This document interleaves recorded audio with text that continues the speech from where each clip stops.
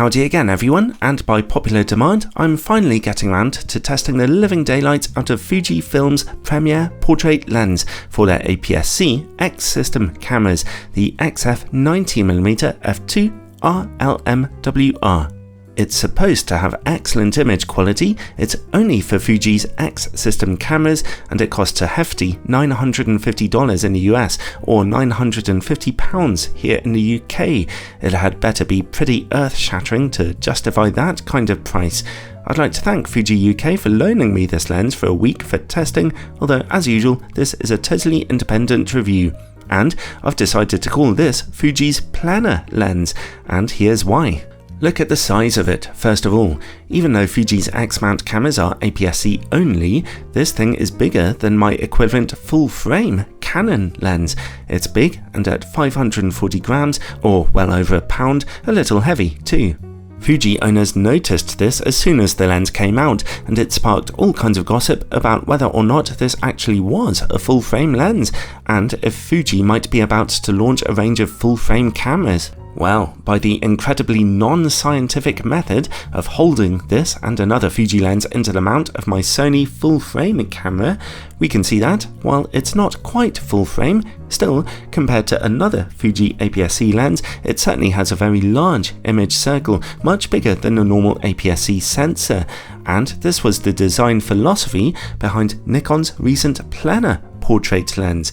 Give it an extra big image circle for some image quality improvements, and those improvements will be reduced vignetting and a reduced cat's eye shape to specular highlights in the image background. As you can see here, that cat's eye shape in the corners of this Fuji lens are much smaller than usual. So, Fuji seem to have made this lens big and expensive for the sake of those particular improvements, which are good improvements for portrait photography, to be honest. What a crazy move on their part, because no one wants to buy a big expensive lens for those kind of reasons, except for serious photographers. So this might end up being the dream portrait lens on the Fuji X system. A brave move by Fuji. Its bright maximum aperture of f2 and full frame equivalent focal length of 135mm make it absolutely perfect for portrait, event or other subject photography. So let's take a closer look. This is one of Fuji's higher quality XF lenses, and it's made of a mixture of metal and high quality plastics. It's based on a metal lens mount with good weather sealing around it. Then comes Fuji's customary aperture ring that clicks nicely at every third of an f-stop. Next comes the giant metallic focus ring. It's electronically coupled to the lens's focus motor and turns unbelievably smoothly. On my Fuji X-T3 camera, the manual focus action was a little smoother than usual for a Fuji lens. You can also see the lens exhibiting some focus breathing here, zooming in as you focus more closely. The autofocus speed on my copy of the lens was very fast, and it's very accurate and works with just a quiet whirring sound that's barely audible in use. There's one small fly in the ointment that bothered me though. When the lens is detached from your camera, or your camera is turned off, the insides clunk around a little when you flip the lens up and down. It's nowhere near as bad as Fuji's 80mm macro lens. Thank goodness, that thing was horrible, but it is something that happens, and it does give me mild anxiety. The lens comes with a deep plastic hood which snaps in place quite confidently, and it has a 62mm filter thread size. Overall, well, the build quality is absolutely excellent here. I had no trouble with the lens in use at all. One thing to bear in mind though is that it does not feature image stabilization, so it'll be even more at home on a newer Fuji camera which has stabilization built in. Okay, let's look at image quality then. I'll be testing it today on my Fuji X-T3 with its 26 megapixel sensor. Fuji's in-camera corrections as usual are turned on. Straight from f2, image quality in the middle is ridiculously sharp with excellent contrast, and the corners, they look excellent too, although with perhaps just a tiny bit of softness right in the far edges. f2.8 looks about the same but stopped down to f4 for absolutely perfect quality from corner to corner. The lens stays this sharp down to about f8. f11 and especially f16 start to look softer due to the effects of diffraction. Overall though, it's pretty much 10 out of 10 here. You are truly getting the quality you are paying for.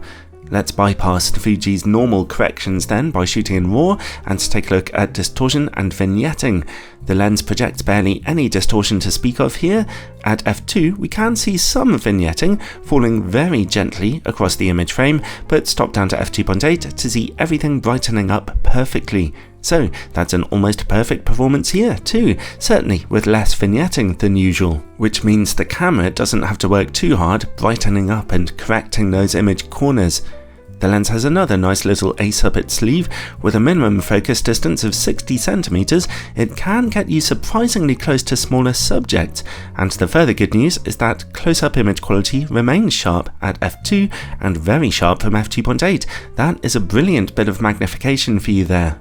Next, work against bright light. Flaring is fairly well under control, although there is a bit of a glaring problem when bright lights are right on the edge of the image frame, so using the lens hood will almost eliminate that.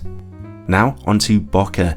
Well, as I've already told you, the lens's large image circle means that cat's eye shaped bokeh balls are greatly reduced, leaving us with a remarkably even out of focus image here, which looks smooth and beautiful through and through. Specular highlights have a certain boldness to them, but they're very clean and free of any outlining, so really it's quite a special performance here. And finally, related to bokeh comes longitudinal chromatic aberration. At f2 it is noticeable on bokeh highlights, at f2.8 it's going away, and at f4 it's gone. Overall, well, I wish I'd tested this lens a while ago now, not only because it's such a pleasure to use, but also because it's turned out to be one of the best lenses on a Fuji X system altogether. This lens is incredibly sharp with remarkably consistent image quality in pretty much every technical area, and its general handling and autofocus are excellent too, even if the lens is certainly on a large size.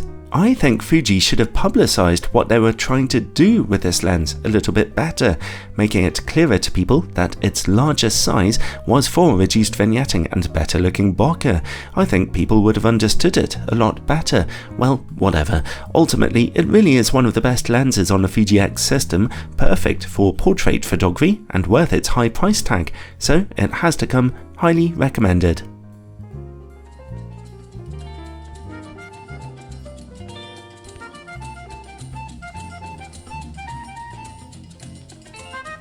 Did you enjoy that video? Well, you weren't really supposed to, it's more of an avant-garde piece, really. But if that's your kind of thing anyway, then check out my channel for about 800 more camera lens reviews, all neatly ordered into handy playlists. And if you really appreciate these videos, then check out my Patreon page down in the description below for more ways to support the channel and get a whole load of exclusive bonus content too.